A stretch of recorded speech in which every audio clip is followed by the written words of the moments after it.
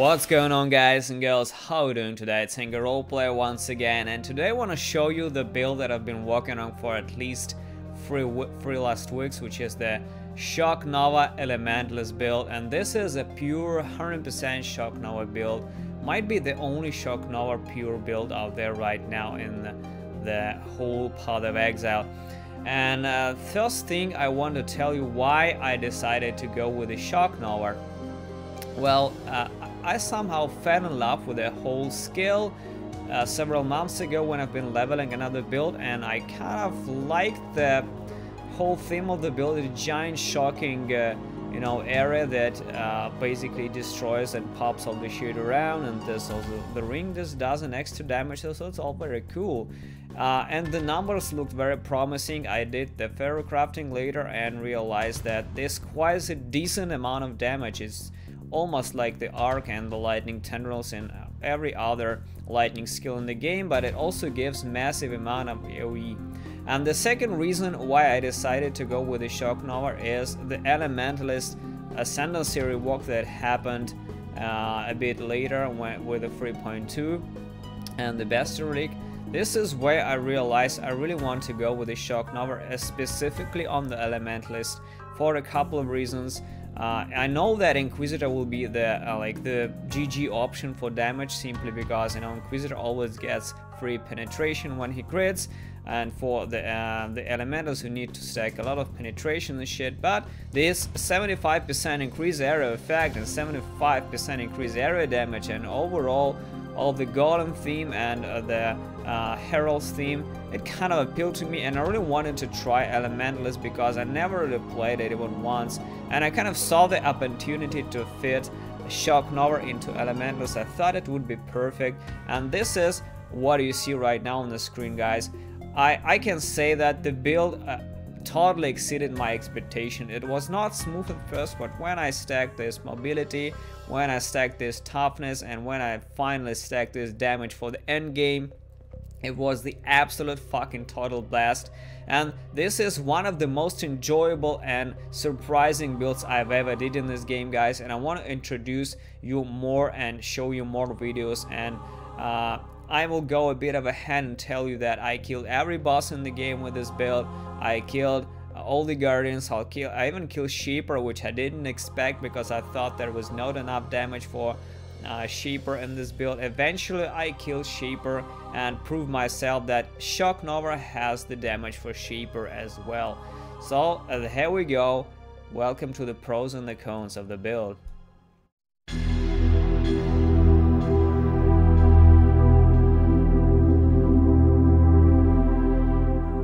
For the pros of the build, I would say that the AoE is absolutely devastating. When the 75% arrow effect procs in, and when you have the right damage and the right stuff on you, everything just pops instantly, and basically it's literally one cast of a spell, because you have spell echo attached and cast Shock Nova 2 times, which is enough to pop everything. This is the pit, by the way, that you see here.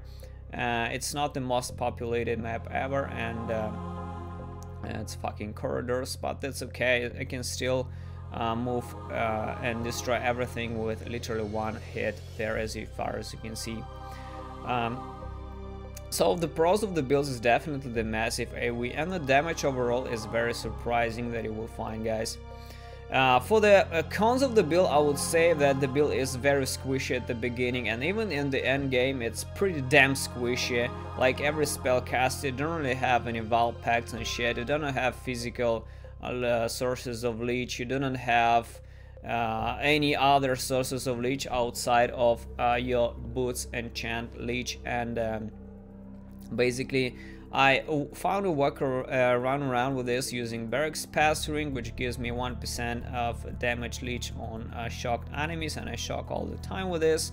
But it doesn't really work on bosses, because but you can't really shock many bosses in the game, especially the very end game. So yeah, it can be problematical to survive with this build, especially in the very beginning. Another issue that I've encountered very early on is the lack of the mobility. When I'm lacking the damage, it doesn't really pop shit left and right. So no, flame dash spellcasters are always like a shit slow, so I had to eventually switch to the Quicksilver with the double move speed on him to make myself like on par with some speed farming builds, because this is literally the only source of movement is the Quicksilver, and that's about it. So that's it for the pros and the cons of the build, guys. Let's move on to the path of building and the skill trees.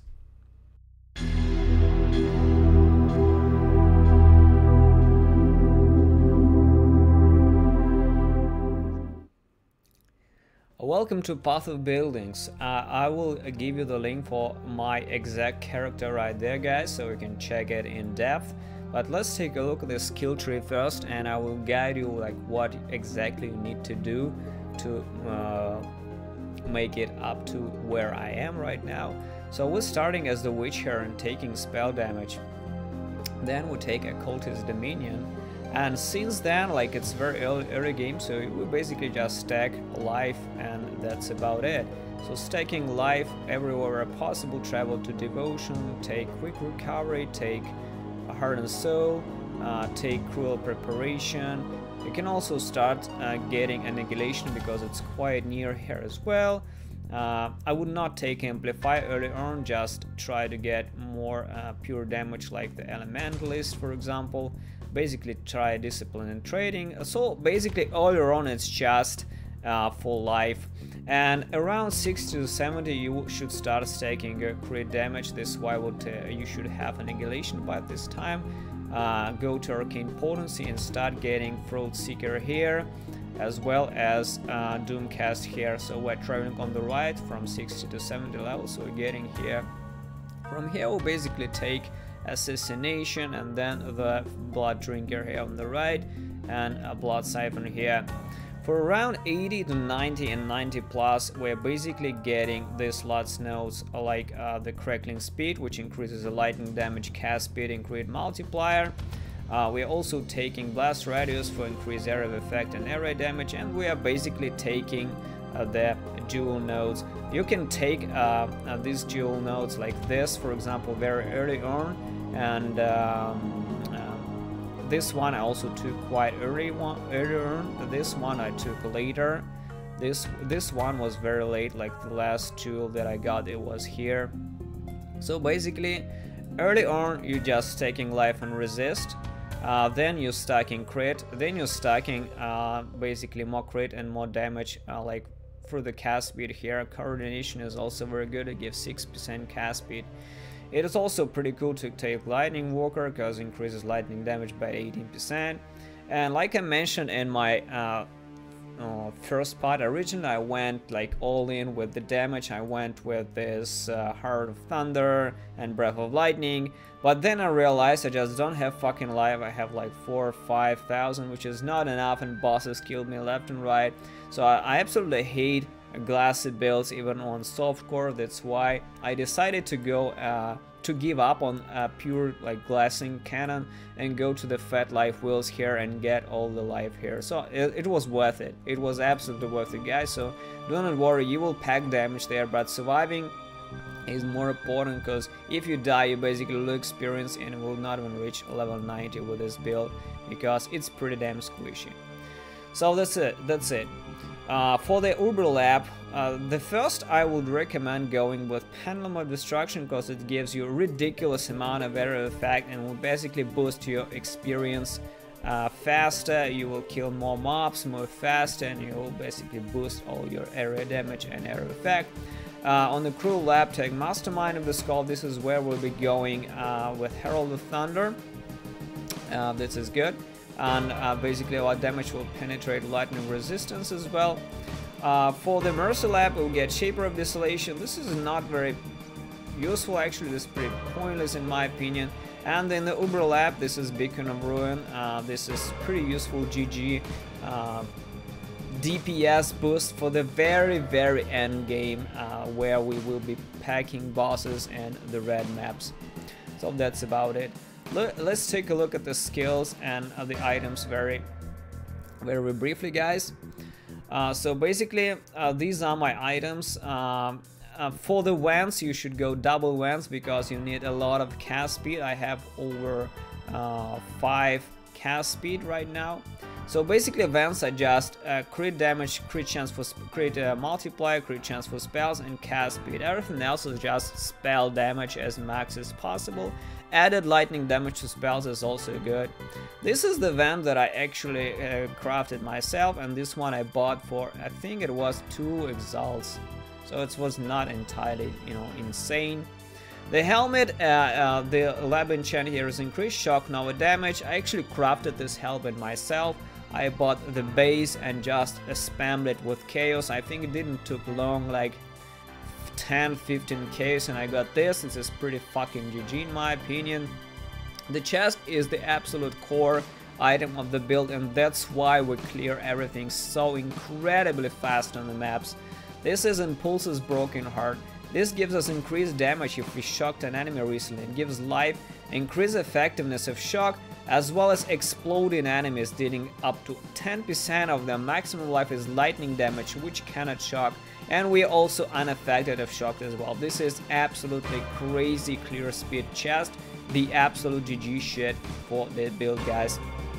I 6 linked it myself as well. That's why I don't really counter it towards, you know, the total cost of the build.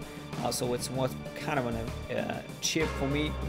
The gloves are basically this with the cast speed. Cast speed in the gloves is perhaps absolutely mandatory in my opinion. Just get any gloves with high cast speed, life and resist. Faster casting is not very important here, but it's very useful, and I'll explain why. The boots are anything with high life, resist, move speed, and the boots enchant should be damage, leech as life and mana if we've killed recently. This is important. This amulet I bought in the Abyss Lake for 1 exalt, and this is increased spell damage. A lot of all attributes, and cast speed is absolutely mandatory, as well as maximum life. Everything else is not important. If you have resists, that's good. One of the rings is the Barracks Grip, and this is my mapping ring because it gives me lightning damage to spells, life, as well as 1% of damage leached as life against shocked enemies, and this is why we're using Barracks Grip. Basically, this is one of the biggest absolutely sources of leech for any spellcaster in the game right now, which is unfortunate, but we just have to use it if you want to survive across the maps. It helps a lot. For bossing, I use Mark of the Shaper, specifically for the Shaper. This gives me around like 10% more damage overall, and this is absolutely crazy because my another ring is the Elder Ring. So basically, the Mark of the Shaper surprisingly is the absolute best for this build, for Shaper and for Guardians possibly, and for the Atsiri, as for the Uber Atsiri as well, if you really want to try it. So this ring is the absolute best because you can't really shock a lot, so you can't really shock Shaper much, you know, if any. So Barracks Grip is not really working on Shaper, and you can see how much of the fucking deeps I get on this ring. This is absolutely crazy. Another ring is the Elder Ring with basically just Warlord's Mark on hit, and this gives us free endurance charges as we're mapping. This is just pure quality of life. This is leech and endurance charges, guys. I totally recommend any spellcaster build to just fucking buy yourself a Warlord's Mark on 8 ring. This is absolute prices. The belts is nothing spectacular. It's maximum life resists, nothing crazy. The Abyssal Jewels is basically life and added damage to spells. For the Flask, I will go with the Flask later on. I will not go right now. For the Socketed Jewels, these are very interesting jewels that are very good for the build. Now, first of all is this, and this is the first one that I actually bought. This gives us lightning damage is leached as mana while affected by Wrath. We are affected by Wrath because Wrath gives us more lightning damage for our spells, and this is basically how we sustain and spam Shock Nova infinitely without wasting our mana on bosses. We're basically fucking machine gun Shock Nova with this with this one Watcher's Eye, and this is what you should be buying very early, and try to get it as fast as possible. This is not expensive at all. I bought it for 2 exalts. It's not a giant amount of money, you know. There's no mirror gear here if you think there is some. There's absolutely not. And other jewels are basically just double crit life. That's about it. It's double crit life, that's all you need. It's nothing spectacular here, nothing crazy. The 4th Watcher's Eye was one of the most expensive things I bought for the build. It was not as expensive as you are supposed to think it is. It just 3 exalts. I think it actually was a good deal. Damage penetrates, 15% lightning resistance while affected by wrath. This is exceptionally powerful for the end game because, you know, we are not Inquisitors, we don't get free penetration. That's why we have to stack fucking penetration on the tree, on the gear, and we have it on the Ascendancy as well. So as much penetration as possible for the bossing. This should be prioritized a lot. So basically this is it, guys. You can see the stats here. I'm doing around 1 million damage on the white mobs, and if you put Sheeper here, I get around 500k, even more actually. Yeah, even more damage for the Sheeper. So this is pretty decent amount of damage. Even if I remove this, for example, you see shocked is enemy shocked, like Shaper cannot be really shocked that much. It's still 500k, which is, I think, pretty fucking decent for the surprisingly, you know, not very popular skill gem out there.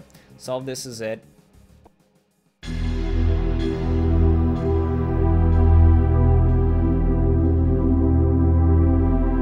For early leveling, this is pretty much very basic things, you know. There's no surprise here. Just try to get Tabula. If you don't get the Tabula, just use anything as you wish.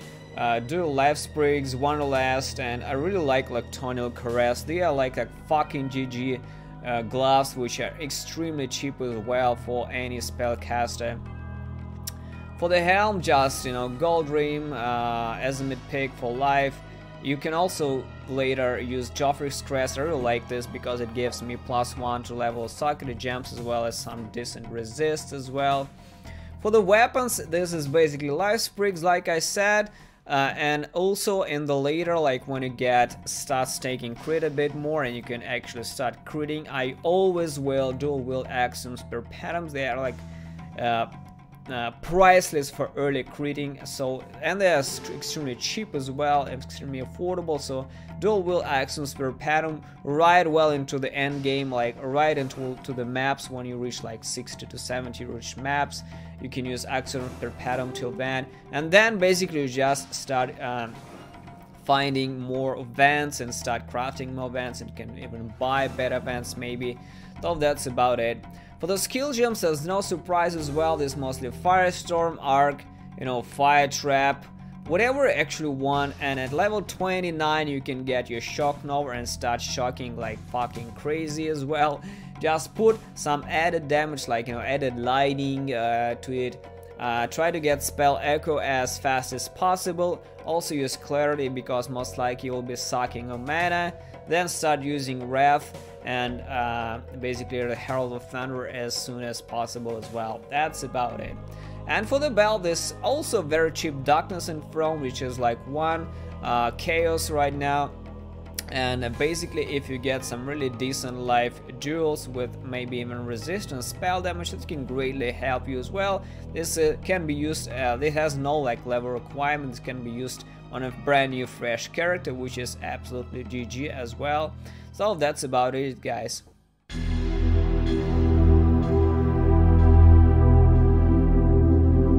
It's basically so this is basically the end game right here, guys. I will show you the skills that I have for the very end game and how I defeated Sheeper as well. So basically the 6 links should be Shock Nova, increased critical strikes, Conk Effect, Lightning Penetration, Control Destruction, and Spell Echo. This is what we use here. That can be increased critical damage as well, and for this is like for bosses, Conk Effect. Of course, for mapping we should be using increased area of effect and popping everything left and right.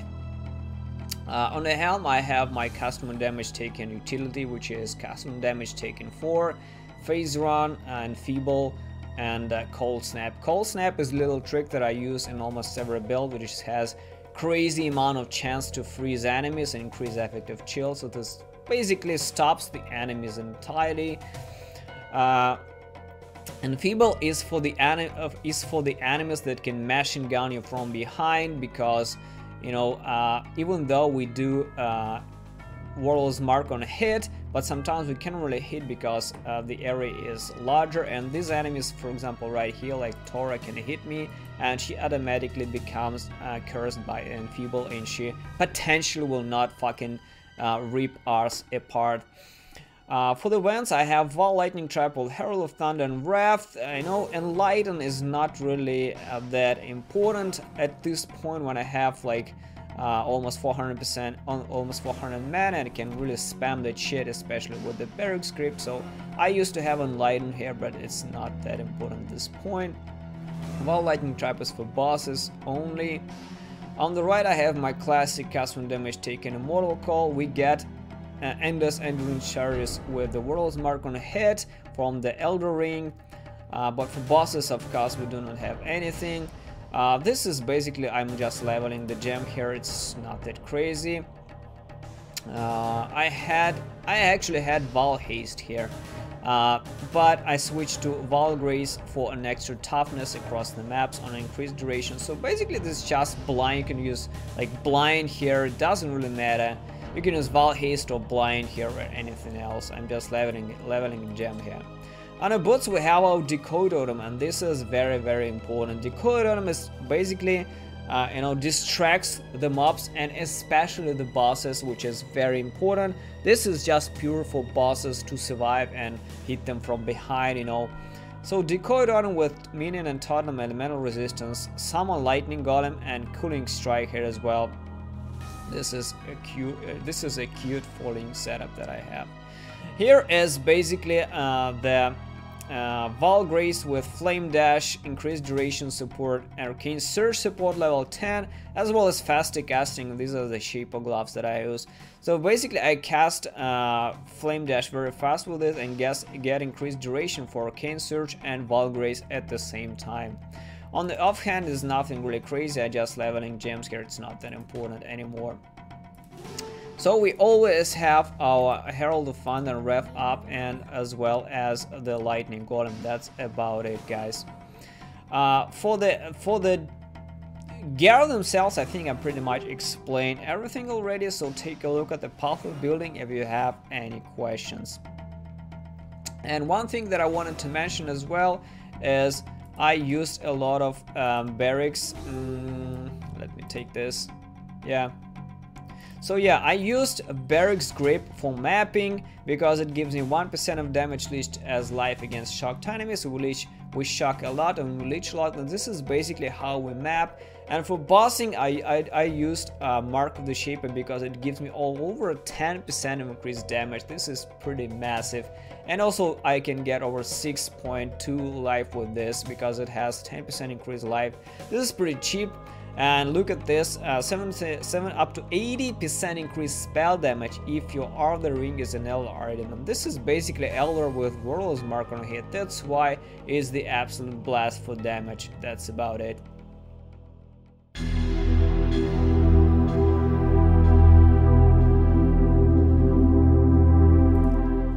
Let's talk about Flasks a little, guys, and I will show you what Flasks I use for mapping and for bossing as well. So basically this is my bossing setup right here with this Atsiris Promise, the Wise Oak, and we have to get our lightning resistance the highest.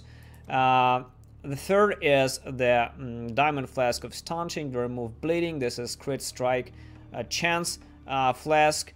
The fourth one is Onslaught, but unfortunately this is pretty much down or against bosses. If they do not summon ads, this is pretty much useless, but for mapping and everything else is pretty priceless. And the fifth is basically just a Life Flask with increased recovery and resistance. That's about it. For mapping, I usually switch Wise Oak for the Quicksilver Flask. with double increased move speed. This is 67% increased move speed. This is pretty crazy. Increased duration as well. So I fucking fly like, you know, wonder with this. Basically, this is it. That's how it was. These are the flasks that I use for entire game, guys.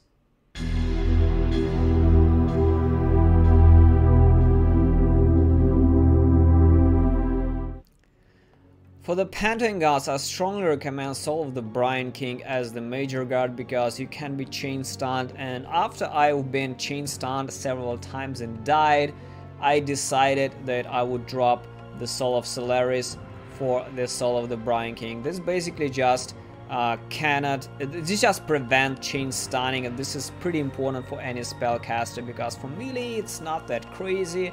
But for spellcasters, this is pretty damn fucking mandatory, to be honest, guys.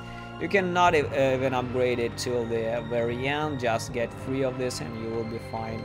For the minor god, this is Soul of Growth cool because we don't really have any high armor or evasion or anything else. So if we get an extra physical damage reduction, this will be very, very strong, and this is where we get it with the Soul of Critical Minor God. It gives us also the reduces attack speed of the monsters that hit us, which is pretty good as well, so we cannot be slammed and dead in a fucking second. And other good choices are Soul of Solaris indeed, as well as Soul of Arcadi for massive recovery, but we don't really have any high regeneration here. That's why I decided it's not really that important, and chain stunning is what I should prevent with the Soul of the Brian King instead.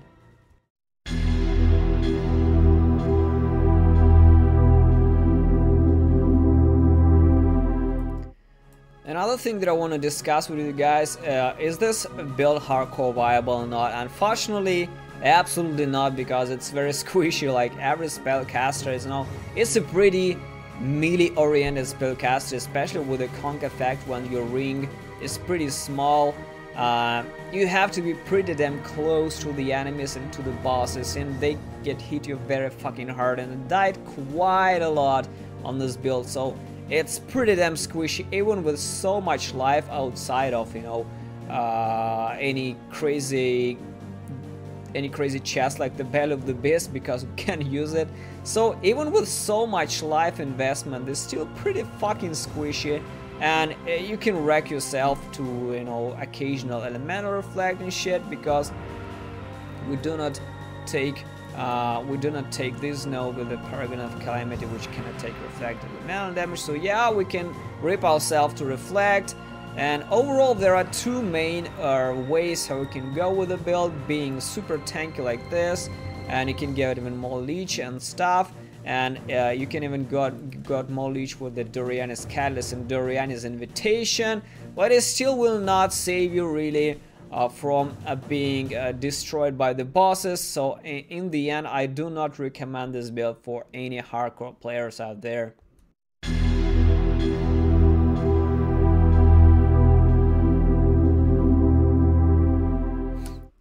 Let's talk about the overall effectiveness of the build, guys. And I can honestly say that for the clear speed, I can give it as 4 out of 5, because this is pretty crazy clear speed. Especially when you get this Quicksilver Flask up and running. Without it, it's pretty fucking slow, you know, flame dashing is pretty horrible, but when you get this Flask up and running, Flask juice going, it gets pretty crazy, especially on the open maps. It's pretty fucking ridiculous. And you don't really stop, you know, to kill any bosses. Like one click and you're good to go. Even with this video that you see now, I was pretty under geared, but still it's a Carcass map, which is very high, and everything dies like instantly there as well. The only thing that will ever get 5 out of 5 is something like, you know, Kinetic Blast Wind or Deadeye, or a ridiculously fast, you know, Whirling Blades Reef stuff and shit. So yeah, for clear speed, 4 out of 5 is absolutely not a problem. For the boss power, I would give it 2 out of 5, because, you know, very early it becomes a pretty problematical to kill bosses, and if we add the squishiness to that, this becomes quite a bit of a problem, and I was a bit frustrated killing most bosses in the game. The damage is pretty decent, but, you know, there are many skills that just do it so much higher, like the Molten Strike, you know, Blade Flurry and other shit. So there are many skills that do it faster, and Shock Nova is, even though it does decent amount of damage, is still not a boss killer at all.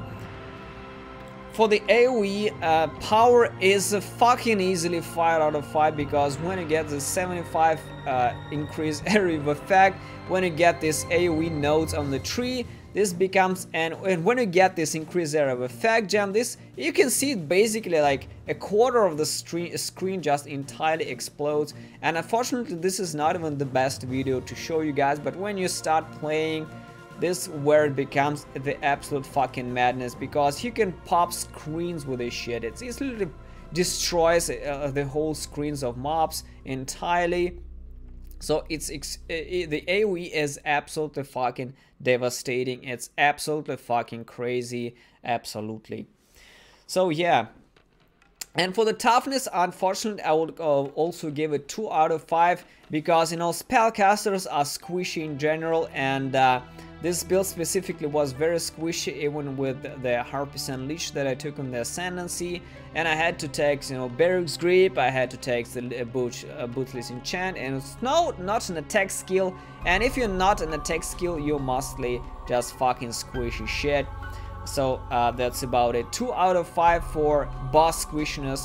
That's about it. And let's take a look at this boss fight as well. This is Carcass with Frenzy charges on hit, Reduced Flask charges, Molten Skill Chains, Increased monster variety. So that's pretty normal, you know, Carcass map. As you can see, I cannot really one-shot Carcass here, but the damage is pretty decent as well. So that's it. And overall, I think that you know, toughness is still much to be desired on any spellcaster, especially on the Elementalist. And I really hope that the sources of leech and recovery for any spellcaster builds will be greatly, you know, reviewed and overviewed, because right now any spellcaster doesn't really have any source of reliable leech in general. I would like to thank you guys for watching the video, and I really hope you enjoyed the build and will enjoy it if you are interested in assembling one. I really enjoyed the build, I really enjoyed to play it, and I level up to 93 like I mentioned, or I forgot to mention. So yeah, 93 is what I leveled it up with, and it was a total blast. The red maps fucking evaporate, everything evaporates. It's very fun build, albeit squishy. But anyway, thanks for watching, and be sure to catch me on stream, because I'm stream every day on the working days. And watch for next videos, guys. Watch for next videos and next builds. And for this build, there will be an official Path of Exile forum thread as well, where I will support and answer all questions that you have. You can also answer questions in the video. And be sure to follow my Twitch on angry_roleplayer, or my YouTube, or whatever. It doesn't matter. Thanks for watching, guys and girls, and see you soon.